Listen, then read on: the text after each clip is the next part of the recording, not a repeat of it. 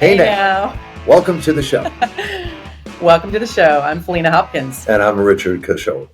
And we are going to give you tips on how to stay youthful today. Yeah. Yes, we have a physical trainer with you, and both of us have also been told that we look younger than we are.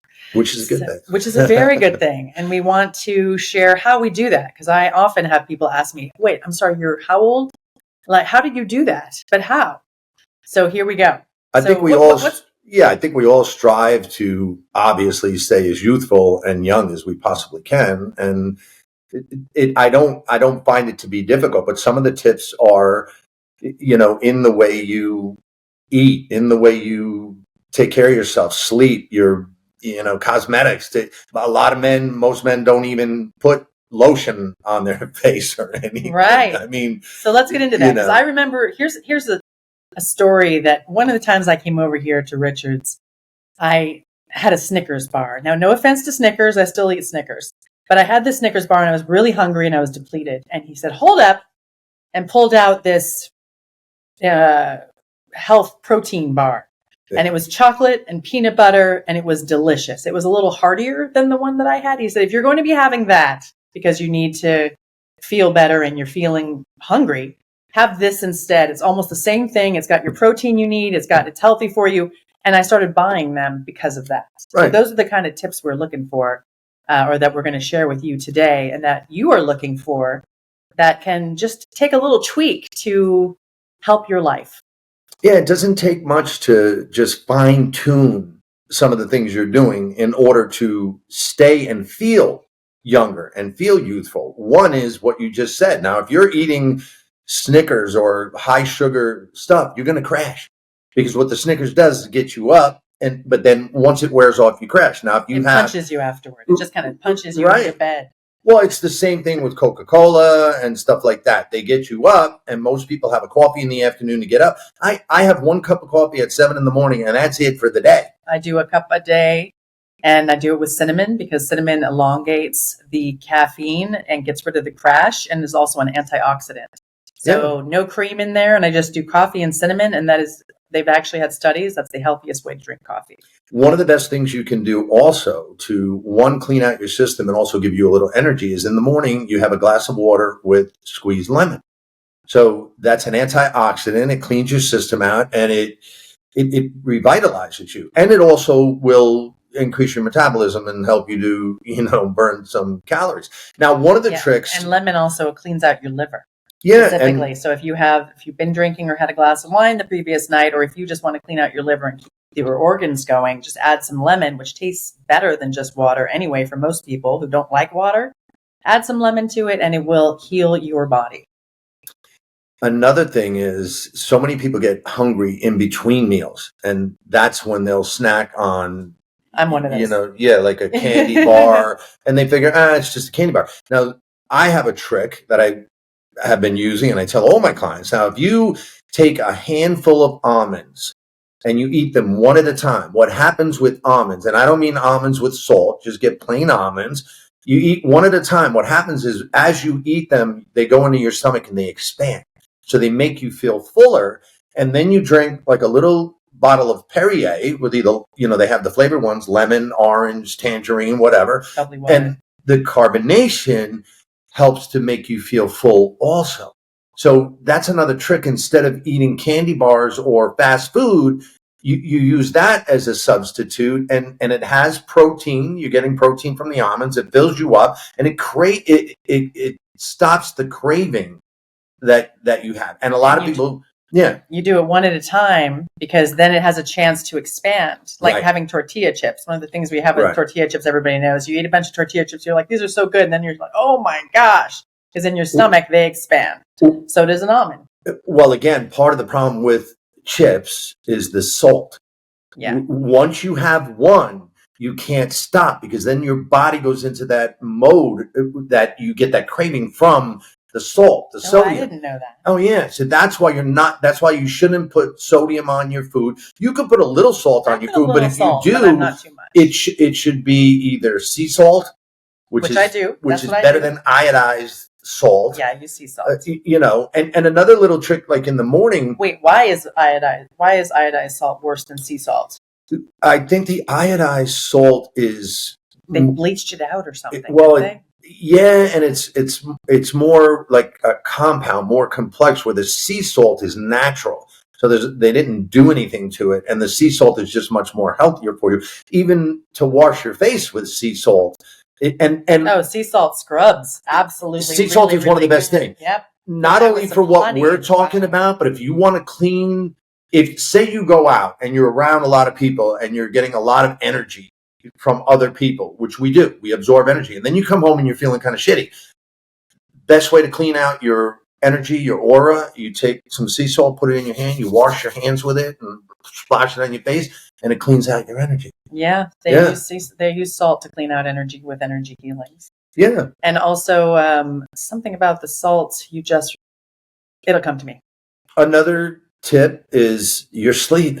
A lot of people don't get enough sleep. You need at least 8 hours minimum. I allow myself 9 to 10 hours a night of sleep. And that's because I go to bed earlier. And if you can't get that because you have obligations, kids, whatever, then turn off your phone before you go to sleep, because then you can actually get to sleep soon. And if you have a hard time getting to sleep and you think that is actually helping you, the brightness of the screen is not. But if you're going to have your phone on, use some of the meditations. There are like 5,000 meditations on YouTube. Yeah, that's a good tip. Absolutely. And just have some in your headphones. Put the phone upside down so the screen brightness doesn't go. And I fall asleep to those sometimes when I'm having insomnia. And that'll allow you to get the sleep you need for the beauty sleep. There are apps out there that you can, just play on your phone like you're talking about, that they're called megahertz.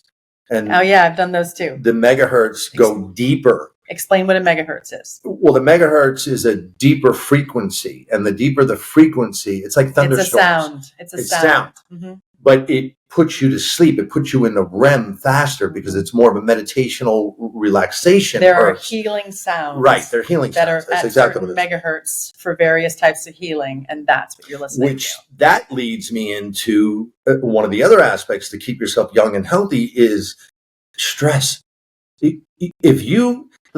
Let me help you out. Okay, so if you watch the news when you get home, and a lot of people sit in front of the TV and watch the news. So now if you're watching the news, okay, and you're eating your dinner, you're eating what you're hearing and what you're watching. So now you're going to bed, you're eating the news, you go to bed, you got that in your head, You wake up the next morning, you read the newspaper, you get on social media, you're constantly filling your body basically with sensationalism. Eating the news through your eyeballs. One of the worst things you can do. Yes, absolutely. It really does. And then you wonder why you get in your car, right? And then you're pissed off, you're driving, and you're aggravated. Well, it's because you're already aggravated before you even leave the house. That's if you're doing it in the mornings. And if you do that right before bed, what happens? You're going to be sleeping, stressed out, thinking about all the woes of the world. The worst thing you can do is go to bed. We had this conversation on one of our other podcasts. Is the worst thing I think anyone can do if you're alone, or especially with a couple, a partner, is to go to bed watching TV. Well, especially going to bed watching the news. Especially because the news is designed not anymore just to give you the news of what's going on so you can stay informed, but it also is there to get their ratings and to keep their advertisers happy. It's sensationalism, and unfortunately what that does is it is actually pitting us against one another, and they're doing talking points, which the talking points are sticking in your head, and you're thinking about that when you go to bed, when you wake up. So again, what's a talking point? Well, a talking point, whatever the news puts out there and says we should be worried about or we should be thinking about that day. And most specifically, it's a thing that will get the people watching, watching, because it is the most dramatic, the most horrific, the most do not change the channel so that they can keep their advertisers. A talking point is really a sticking you in your chair and freaking you out so that you then can't sleep. That's not their purpose. Their purpose is that they keep you there so that you buy stuff. Yay. Well, welcome to reality. I hate to say it, but they're pitting us against one another. And they're doing that too. You watch the news and then you get up and you're driving and they're talking about how bad homeless situation, how bad the unhoused, they call them now, the unhoused situation, how bad the immigration system is, how bad it's ridiculous. So then that is in your head. And these things are bad. And they're talking about the wars. They show us the worst of the worst. Whatever is the most dramatic, most channel stopping, where you don't surf at all, thing that they can possibly give you. And it's hard to digest, but that's the thing. Oh, I just realized we just brought that back. Right. It's hard to digest because you are digesting it. You're literally exactly eating it. But they're doing that to keep you on their channel. It isn't for your benefit. It's for their it's for sensationalism, it's right? Viewership. Sensationalism, so that they can get the advertisers to stay there. And doesn't matter what you subscribe to. And what I mean by that is what you can stay. Go ahead. What channel you subscribe to because of your political views or your political affiliation. There are different channel of news for that. So I don't care what channel you're watching. Both sides of the aisle are doing the same thing to get you sensationalized, to make you think their side, they're right, we're helping you, sign on to us, vote for us, or we'll take care of you. But let me help you. When was the last time any politician, your district representative, anyone called you, sent you an email, a text saying, how can I help you today? They don't. So, well, I got one the other day asking for money. Well, yeah, right. They want money. Which is great. And I do want to support the ones I want to support. My view on all of this is, and this is from Joe Dispenza, if you don't wake up with a vision of the future, you're living in the memories of the past. And that goes along with watching the news, whatever. You're living in the past. You wake up and do what? So so in order to relieve your stress because stress is the number one nemesis for heart attacks, strokes, diabetes, overweight. We eat ourselves to death because we're stressed out. So if you want to eliminate all that, you have to ground yourself and stay in your own lane. And we're taking this a little bit away from news too. News is a part of this, but anything that stresses you. Now we're going into the general stress topic to say.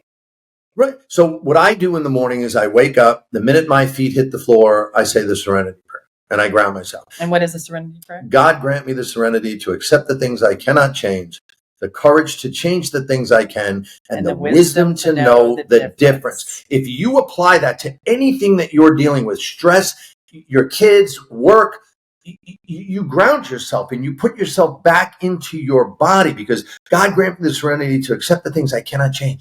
I can't change the traffic. I can't change the news people. I can't change my boss. I can't change anybody but myself. So, and if you're not a prayer person, a way to ground yourself is to picture yourself in this spot and picture a circle of light around you. Absolutely. Oh my God. Picture a circle of light and picture it getting stronger, and that it is from you and that it is your surrounding light. Right. And if you don't believe in light, put your bare feet on the ground, whether it's on your carpet or outside or anything, and get yourself either seated or standing and just connect with the earth and get real quiet and focus on your breath, because your breath is what is giving you life. When you stop breathing, you are no longer here. And when you focus on your breath, you are focused on you. You are in your own space. So whether you believe in light or you want to say prayers like the Serenity Prayer or anything else, you ground yourself before you start your day. You're going to have a whole different day.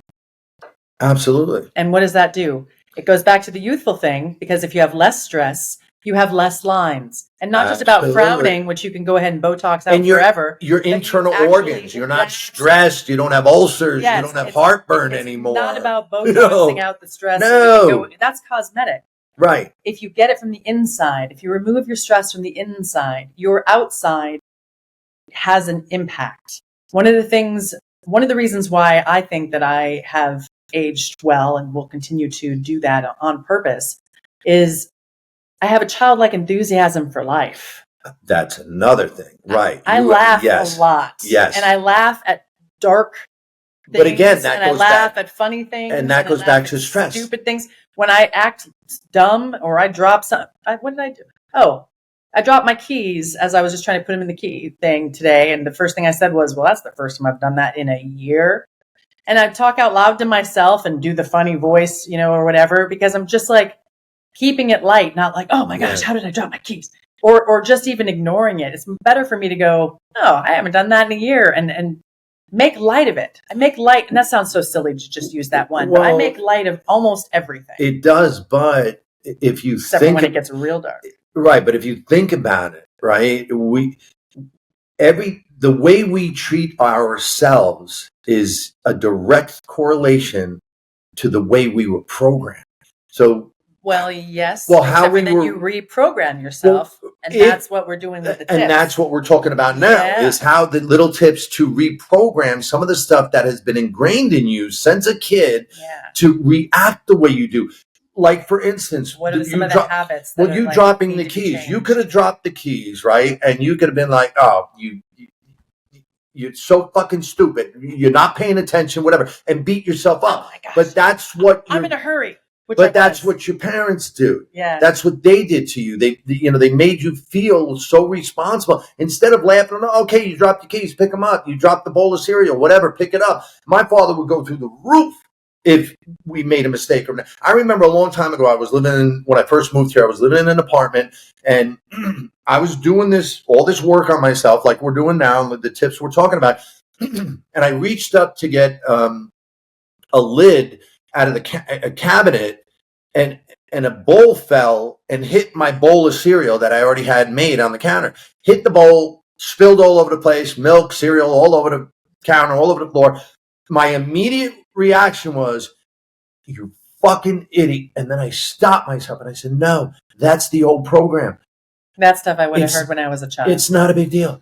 And I said to myself, what's the big deal? It's a bowl of cereal. Pick it up, clean it up. I cleaned it up. I made a new bowl, and I went about my day. You know what I mean? Yeah. And so healing the past stuff is part of de-stressing, because one of the stresses we're taking is some of the stuff that we carry with us forever. So how do you do that? Let go of the baggage. You gotta let go of the baggage by just writing down the baggage is a good way to do it. Writing letters to people who gave you journaling.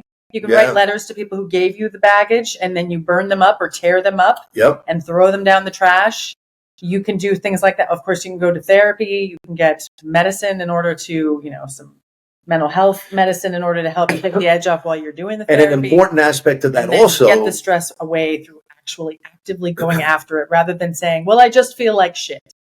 It's like, an important aspect, I think, of that is to... And by the way, I'm speaking from my own personal... I'm not saying, when I say, I think light all the time. No, I've done the medication, done the therapy, done the work on myself to deal with post-traumatic stress syndrome from a lot of things. I think it's about taking charge so that stuff doesn't take control of me.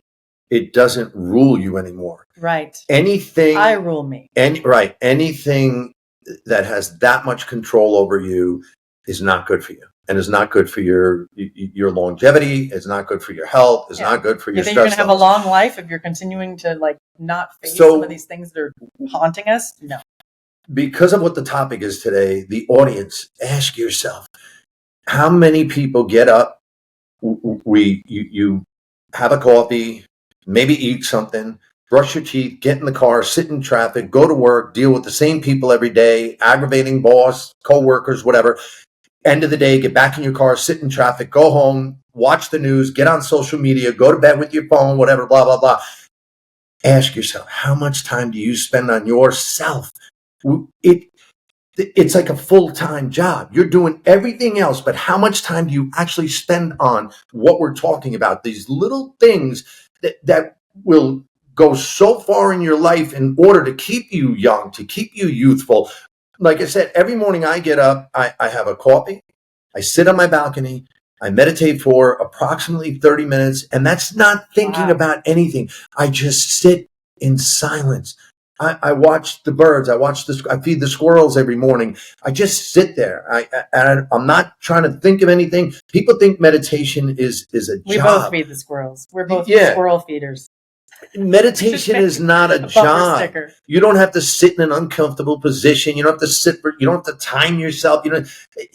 You might do that at first to get the rhythm down, but I don't even believe that. I believe you just sit in silence, sit in quiet. That will help your stress levels. Then another thing I do is anytime I'm stressed about anything, my number one go-to is a gratitude list. Because when you're stressed, you're thinking about all the wrong the things. negative shit in Yes, your life. all the My things work, you're my not- kids, I don't make you're enough not money. grateful I'm for. not in a good enough shape. I want to stop this. I want to stop that. No, make a gratitude list for what you do have. When you can wrap your head around what I do have instead of lack thereof, your whole mindset changes. It's where your focus is. Right. Your focus then goes on what you do have. And even if it's just I am alive. Yeah. Do you know there are so many people out there who are not alive who wish that they were? People who died too young. Gosh, it's so sad. They died too. So why is that not at the top of the gratitude list? Even if today is hard. I had a real hard day the other day. And at the end I thought, wait a minute, at least I'm alive to have these problems. At least I have these challenges and I get to see how I want to handle them now. And that is ahead of a lot of people. And there's going to be days when I'm going to have worse days or better days and whatever, but this is the part of the life. It's like, it is the roller coaster. It's how you deal with it. Another tip is physical activity. You know, a body in motion stays in motion. And I don't care what you do. Even if you get up in the morning and take 5 minutes to do 25 air squats, no weights, no nothing. It gets your blood flowing. It gets the circulation going all the way down to your feet, all the way up. Because when you squat, your heart has to pump all the blood down to your legs and then pump it back up. So it takes longer. Do a set of squats, a set of push-ups, a set of sit-ups. This is what I do. Literally takes like 5 minutes worth. 5-10 minutes. I literally only do like and then 5 what minutes happens is you're doing it every day. And then what happens is you energize your body.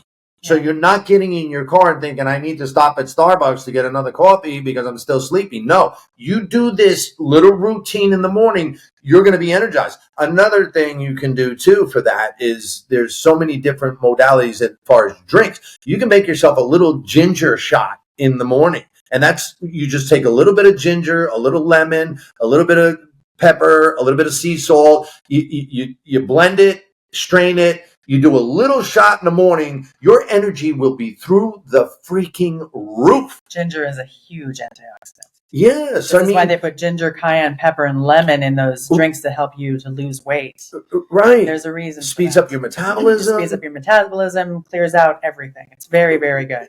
You know, again, to come back to the nutrition thing, nutrition is so important. It's so important for your energy levels as well as your health. How many people out there, our audience, again, ask yourself, would you like to lose 10 or 20 pounds or even more? And then you're definitely going to be feeling youthful. Oh my you'll God. be smiling a lot more because you lost the weight that you've been carrying around. You'll be able to be more active. It's not easy. Don't get us wrong.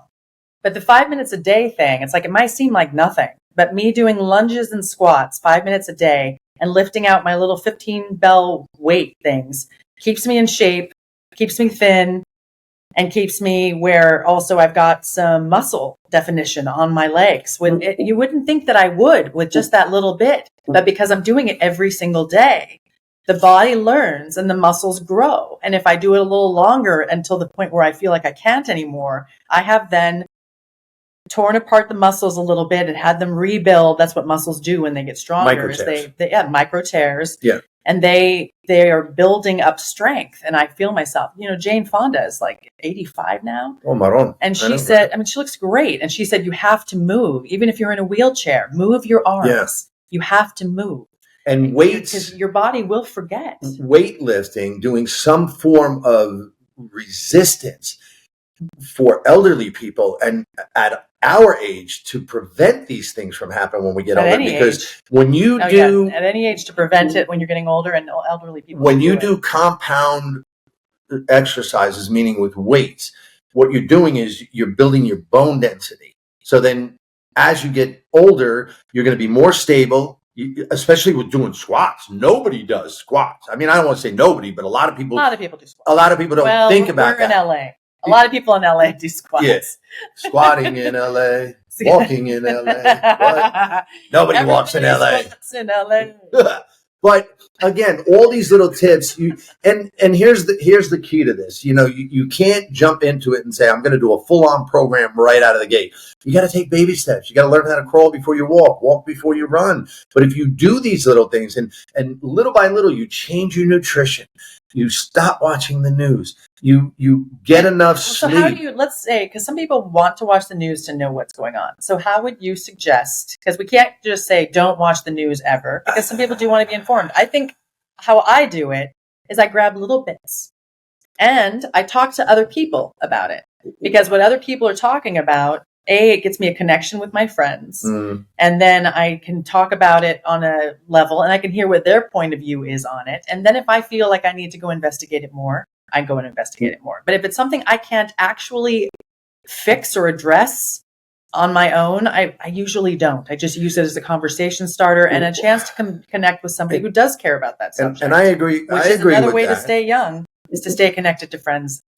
Oh, yeah. I mean, the people psychologically and physiology, I mean, you have to have interaction and connection in order to, use your mind. I mean, that's for longevity too. Absolutely. They did studies for the blue zone areas, and what the blue zone areas were is the most people who lived over 100 years old.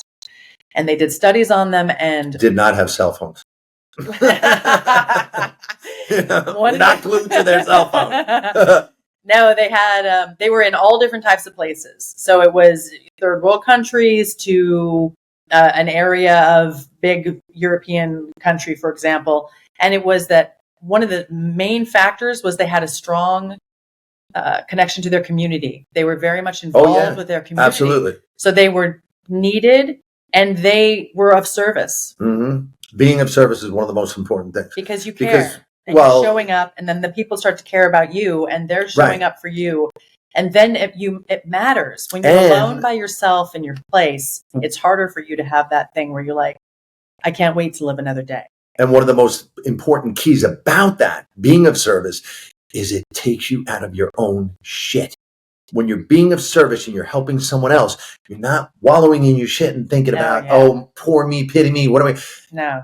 Misery loves company. That's another thing. You want to stop feeling depressed, go and do something for someone else. Right. And that's a very important key. And that's another thing. Unless there's somebody that you always do things for and they never do anything back, and that's why you're depressed.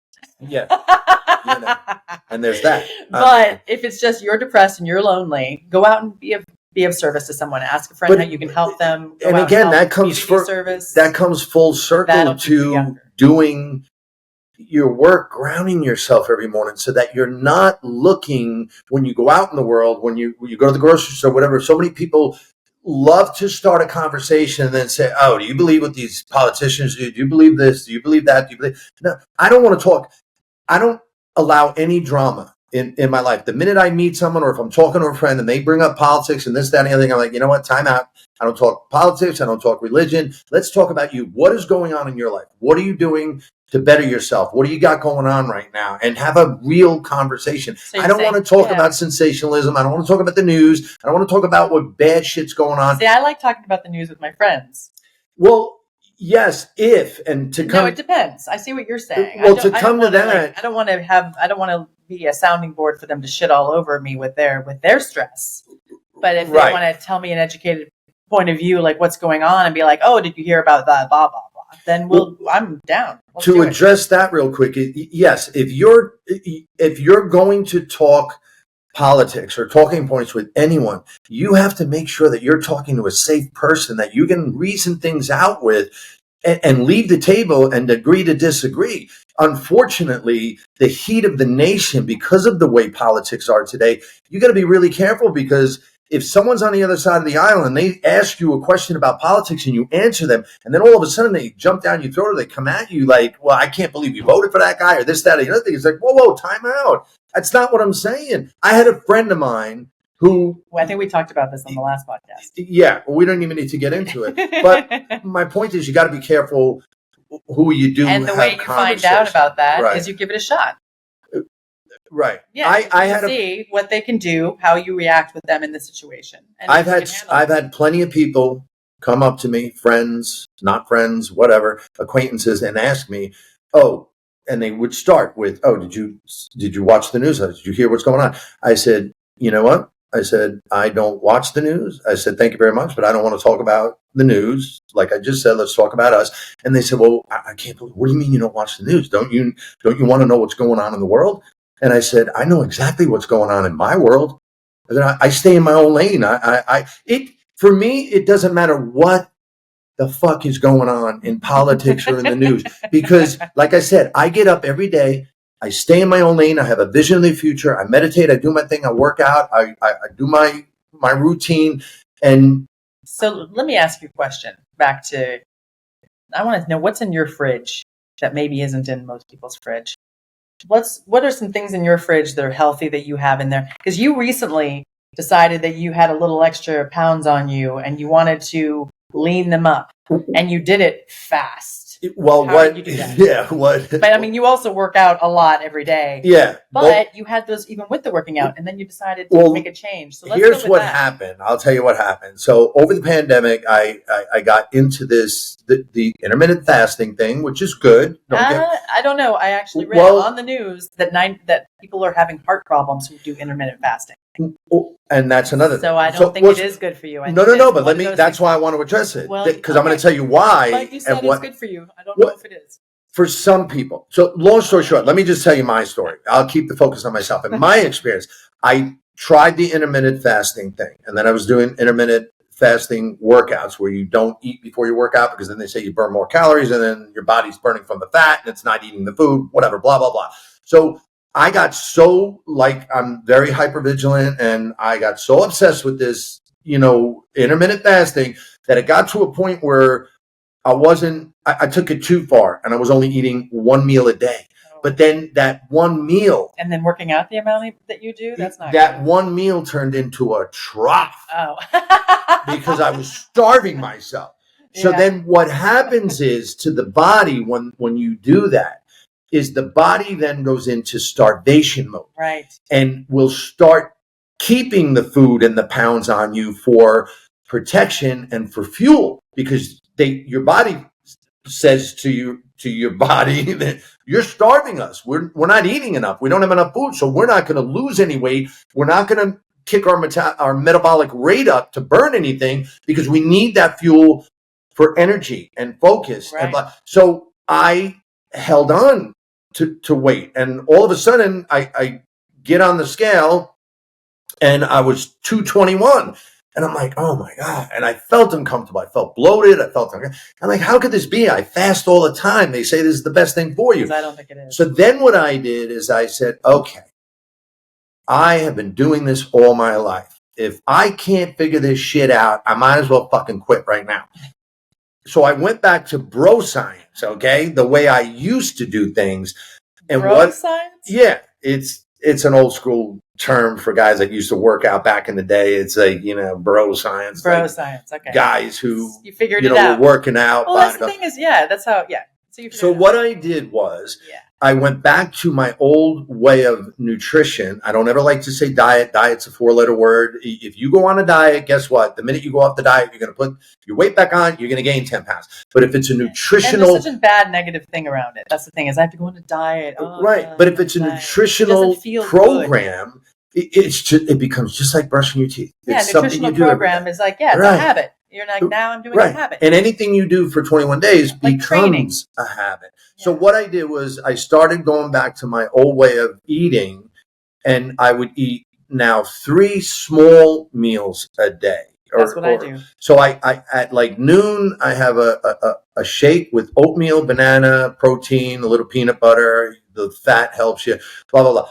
3 o'clock, I'll have some chicken or a turkey burger, plain, with some rice and some vegetables. One of the best, any of the vegetables are obviously good, broccoli, cauliflower, Brussels sprouts, salads. I eat a lot of green beans. They're good. Saute them in a pan. And then your last meal of the day, or my last meal of the day, would be protein and just vegetables. I cut the carbohydrates out for my last meal at like 7, because you need the carbohydrates during the day to give you energy. If you cut all your carbohydrates out, and a lot of people have, or a lot of these diet things say don't eat any carbohydrates because that's what holds on to the weight. Carbohydrates are like a sponge, but if you're eating complex carbohydrates, oatmeal, rice, potatoes. Those You can actually, look all those up. There's a list of them that you can keep. yes, beside and well, there's difference. There's complex carbohydrates, and then there's simple carbohydrates, and then there's fibrous carbohydrates. That's what I'm saying. They can look them up if they need to remember this. Yeah. So I went back to having 3 to 4 small meals a day within a 7-8 hour window. And I'm not kidding you, within 1 month, I went back, I was 221, I got back on the scale and I was 209. That's a lot. And that's with clothes on. So you didn't get completely naked for that? No. But you know what I'm saying? Yeah. And all I did was a simple twist. Again, no processed food, no fast food. Every once in a while, you can have a burger, but have a good, healthy burger. Don't eat McDonald's. Go to a restaurant and get a burger, or get the meat and make your burger at home. I want to go through my meals too. I start my day with yogurt, and I do a half a thing of yogurt with granola and a cut banana. Yeah, and I smush it up there with cinnamon on top. And it is absolutely delicious. Yeah. For lunch, I have a gluten-free bagel. This is common. These are common things. Gluten-free bagel that I have with some olive oil on it, toasted, with hummus, sun-dried tomatoes, avocado, and a little feta cheese. And I have pre-sliced up from Trader Joe's, the broccoli and carrots, julienne. And I have those as a lunch. And then for dinner, I often have something like a veggie burger with like a potato pancake that I'll put together and some corn or something. And the corn is something, because here's the thing. And in between, I'll have little snacks. I have protein bars because of what you said to me. Yeah. I always have protein bars around. And so I have those with me. Like I said, I have the cinnamon with the coffee. That helps my coffee intake. And I have a ginger lemonade that I'll have at a coffee shop when I go and I'm writing my books. I'll have ginger lemonade. And I have these throughout the day, and I'm 129. And that's how I'm supposed to be for this height. And I'm not doing any massive things. And these things, by the way, are delicious. I don't know if you could picture that freaking bagel, but I do them face up. I don't do it closed like a sandwich. So it's got mounds of that stuff on top, and it is absolutely delicious. So it's like finding things that are on the health list. And that's what I had to do because I went vegan for like 5 years. But because I just didn't want to turn into a waif and like float into the air, I looked into what's good with iron, what's good for everything in my body. So there's things you can do to look online. And if you are eating well inside, your light shines in your eyes, you're going to be feeling better, your energy stronger, and that's how you stay youthful as well. Well, along with that is, like you just said, go online, educate yourself. Look, not just the starting. Not everything. What I think our audience needs to realize, and I needed to realize this, we all do, is not every nutritional plan works for every single person. Everyone's DNA, everyone's metabolism is different. So you have to find what works for you. You have to try things out. And then another thing, I think a lot of people make this mistake is because we live in a world of everything fast, instant gratification. Everybody wants to take a pill. Everybody wants to get on Ozempic. Everybody wants to do whatever to lose weight. But then you become skinny fat. That's why I say you got to exercise, but you have to find a program that works for you. So to come full circle to what we were talking about, you balance it out. You have to have a little bit of exercise. You have to find out what nutrition works for you. You have to find out your sleep pattern, what stressors you can eliminate from your life in order to put yourself into a relaxed state so that you're not stressing. Stress will, like I said, causes heart attacks, strokes, diabetes. It's ridiculous. We are living in a world of, unfortunately, everything, like I said, is instant gratification, but you can't just take pills and expect to be in shape or look young or this, that, and the other thing. Like you were saying at the beginning, a lot of people want to go and, get Botox and want to go and do this, that, or the other thing. But if you put in the time, just like anything else, the things you can do is stop frowning as much instead of doing Botox. Well, you know what I mean? There's different ways. Well, and that goes back to what you were saying. If you smile, they say if you smile and laugh more than you're in a bad mood, guess what? your complexion is going to get. For instance, they sell these things. You can get them on Amazon, and they're little things that you put in your jaw, and you chew on them, and it's like a mouthpiece. It's rubber, but what that does is it works your jawline, and then you're strengthening the muscles in your face, which plump up your face, which takes away the lines. So there's a natural thing that you can do right there, and it's a little bit, and you do it while you're hanging out or whatever. Oh, here's one thing I do. I pinch my skin until it kind of hurts a little bit, because that's getting the collagen worked out. I know it sounds weird, but they're using those machines and stuff, and they're doing this stuff where it's doing little pinpoints and little pricks and stuff. And I'm like, well, why do I need to do pricks? Why don't I just pinch my skin? Or you could do slap And I actually therapy. was doing it every day. Well, yeah, you just punch yourself. Yeah, you just slap the shit out of yourself. It really works, though, because I was noticing that. And if you can't do it, I can do it for you. I'm telling you pinch your face, you will look younger. And also, I will slap the shit out of you. You're going to look 10 years. You're going to look great. You're going to hate me, but you're going to look great. You're going to be rosy. I mean, one side, but then I'll slap the other side, and then you get both sides. I'll give you a fresh one. Blush. You know, don't even need it. Right. And one thing that whenever people always ask when they, how do you say looking so young? I would say sunscreen. No, sunscreen. Oh, yeah. And I know it sounds here, and before you go, oh God, there's sunscreen thing again. Yeah, but how long have you been doing it? Okay, well, I haven't done it. So, well, you know what? If you start today, you have to think what are you going to peel off your skin tomorrow? Their skin is staying with you. Your skin is staying with you. If you start taking care of it now, you will continue to keep what's going on now, and you can even make it look younger, because your skin regenerates every 7 years. So you starting the sunscreen and protecting your skin from the sun. And the reason why we need to protect our skin from the sun, have you ever left something on your dashboard for a while and watch it fade in color? And that's just a piece of paper, like a flyer or something. Have you ever done that? Oh, yeah. It's like, or you have those dice, and all of a sudden you're like, why are they light pink on one side and red on the other? Because the sun does this to us, but the sunblocks really, really do work. And I have it in my foundation, or you can buy it and just the spray stuff. It takes you 2 freaking seconds. Boom, boom, boom, put it on your face, and you're out. And I've been doing that for years. And also for the men out there. But you can start at any time. A lot of men we have this preconceived thing, this preconceived notion. That we shouldn't use moisturizer, it's girly or whatever. Yeah, it's girly. Screw that. It's girly to use a face wash. It's girly to put lotion on your face. It's girly to use conditioner in your hair. No, it isn't. I was caught up in that when I first moved to California. I was, again. I have family members who are caught up in that. Oh my God. And the truth is I've had family members who are caught up in that, who maybe are no longer with us, and who aged far faster than they should have. Oh, and then they're, because they don't do the skincare. They just, I'm out in the sun, put some sunscreen on. This was always the answer.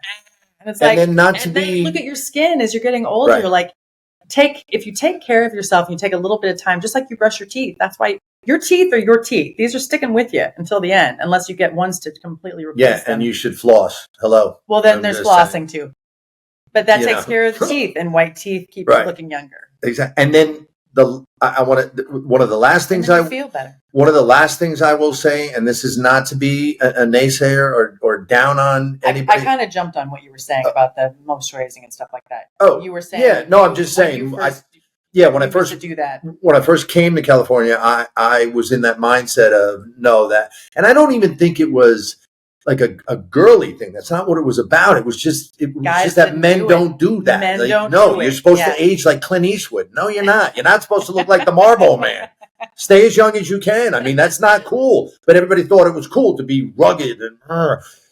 So, and still can age better than women are allowed to age, and that is I'm still pissed about that. Men do get a little leeway. Take care of yourself. And then the last thing I will say, especially if you're married, I hate it when people start letting themselves go because they're married, like they caught somebody. Don't even get me started with that. Now I'm going to gain the weight, and I'm going to who cares about my skin, and I don't care. And then, we're getting a divorce. I'm at the gym all of a sudden. You know what? Go fuck yourself. Somebody said that to me a long time ago and said That's to what me, I really think. Well, the reason you're in shape is because you're not married and you don't have kids and you don't have a family. But that doesn't even and I make said, sense. whoa. If you're married, you should go and stay in shape. Well, I said, that's what I said to him. You looking this way. I don't all of a sudden get to Yeah. let myself go just because I caught you. And that's not fair. You. We're in life They should together. have that in the divorce clause. If you don't stay in shape, I get to leave. Well, if you decide to just completely let yourself go, you know what I'm saying though? Why do people just let themselves go and like, now I'm going to dress like I don't care anymore? I don't understand it. I really don't understand. Both men and women. Well, I had somebody say that to me. Going around looking like you do not care about yourself at all. Why should they care about you? Well, they signed a paper and they vowed to love me forever. Yeah, well, maybe, that doesn't mean you get to let yourself go. Yeah, have some self-respect. Yeah. Two, exactly have some respect for your fucking partner. Say that again, actually. Have some self-respect. Exactly. Keep yourself in shape. Exactly. Hygiene, nutrition, all that shit. Yeah. And then have a little respect for your spouse, both men and women. Don't let yourself be that sexy, attracted person that you married, even if you have kids. There's so many women out there that have had kids and got back into shape. So anyway, the last thing I want to say, and I don't want to be a nemesis. I want to say one thing too, but you just said it. Keep yourself sexy. Yeah. And then they're always complaining about why they're not having sex anymore. Oh, you don't have sex after you're married for a little while. Because letting ourselves go. And is that because resentment? Then you're not attracted. And you don't feel sexy, so you don't want to take your clothes off. You don't want to get sexy. So it's like, no, we have to keep taking care of ourselves. We do this if we're married. Is very we do this important. If we're single. We do this because these are the bodies we're going to have until we're dead. Right. You take care of yourself. You will. Don't just do it to look younger. Do it to feel younger. Do it to have the self-respect. Do it to have the self-dignity. Do it to feel attractive to yourself so that you want to sleep with your partner. And then hopefully they're doing it too so that you want to sleep with them because they're so still hot. Right. That sounds fun to me. Yeah. And again, the last thing I'll address, and you can tell me what you think, but the last thing I'll address is, and again, I'm not putting anybody down that does this, whatever, but alcohol and tobacco, cigarettes. You want to talk about getting lines? You keep puffing on a cigarette, you're going to get lines around your mouth. Alcohol. Okay. I'm not being a naysayer. That's not what I'm saying. But they are two things that will age you much quicker. That's why if you're going to be smoking cigarettes, you need to just go ahead and not feel guilty about it so that you don't have the stress of it. And you need to make sure that you don't puff like this. Yeah. And for those of you not watching, I'm making a circle. I'm just making jokes. Yeah, you have to have drinks with in moderation. Actually, I think it's everything in moderation because everything in moderation too. I had Oreo cookies last night because I want to. It's hey now. Yeah, why not? I love Oreo cookies. They're delicious. I love cookies. And I still have Snickers occasionally, even though now I also include protein bars as more often. Okay, because I don't have to crash. My point is everything in moderation, even self-care. Don't beat yourself up with self-improvement. Don't beat yourself up with self-care. Don't beat yourself up with trying to look young. Screw that. There goes the childlike enthusiasm. And I think that is the foundation of all of it. If you can have fun and if you can feel a little good and do the things that make you feel good and enjoy life and find the humor in things, you're going to feel and look younger. Exactly. I mean, I do what I do so I can have pizza, so I can have a burger, so I can have a Snickers bar and not feel guilty about it. Not even for a second feel guilty. Not even for a second. But if you're eating that all the time, you're chasing and usually they the don't dragon. feel good about it. Yeah. And then you're going to feel like shit. People I know but who do that but if you keep yourself in shape and you do all the things that we just talked about, no matter what comes your way, you're going to feel okay with yourself and you're going to allow yourself some privileges. And I don't even want to say privileges. No, not privileges. But you're going to allow yourself some treats. You're going to allow yourself a full life. Right. Because you're not living on a perpetual diet. You've just created healthy habits. Right. You have the reason why I eat the way I eat is because it gives me more energy. And I know it gives me longevity. And I know that what I put in my body is fuel for my body. So I then feel like I have more ability to write the books that I write because my mind is clear.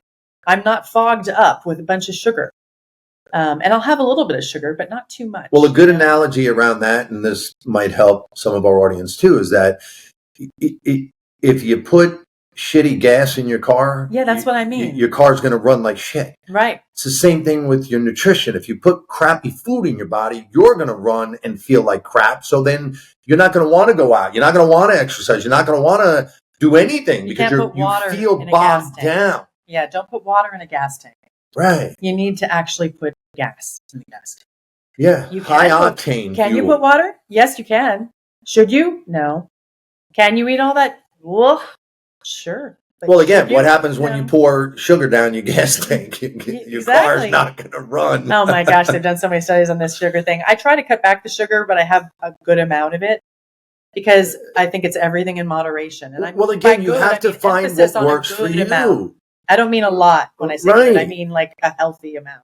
If you can create a healthy balance in your life, then you can have treats and enjoy your life, as opposed to always living behind the gun and then going out and feeling guilty and going to dinner and saying, "Oh, I can't eat that," and I can't, and then you're sitting there and you think, "Oh, I'm just going to have a salad, and everyone else is having a steak or a burger." No, if you're taking care of yourself on a normal basis every day, then none of that even matters because it's just another day. Yeah. So yeah. Yeah. Right on. Right on. If you are watching this, we are also on all the audio platforms. If you are listening to this, we are on YouTube. You can find us at link.bio/the Hey Now podcast.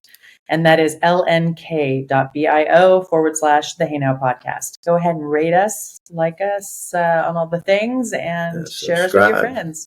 Subscribe. I'll leave you with this. Be your own best friend and take care of yourself. Self-care is the most important thing. That's what we're talking about today. The more you take care of yourself, the more you have self-love, self-care, self-worth, you're going to walk around in the world feeling better, and that will create longevity and keep you younger. Richard, I'll agree with that. I always say that self-care, self-love is the number one foundation. When you have to be your own best friend. When you're being happy, when you're taking care of yourself, everything else just falls into place. Right. And I have actually asked myself that. How would I do this if I were somebody outside of me telling my own best friend what to do here? What would be my best advice? Because we can always screw ourselves over if we're just like, well, I'm just going to do it this way. It's like, is that really the way that is going to get me the goals that I want to have for my life if I continue on this path? Not just a one-off. I'm not talking about a cheat or whatever. I'm saying building a life that we care about, doing what you said, which is putting out a 5-year plan and stuff, is things like building habits that build a life that really make you feel good. And that goes with what our podcast is all about. It's about living your best life. So we hope you got something great from this today. Right on.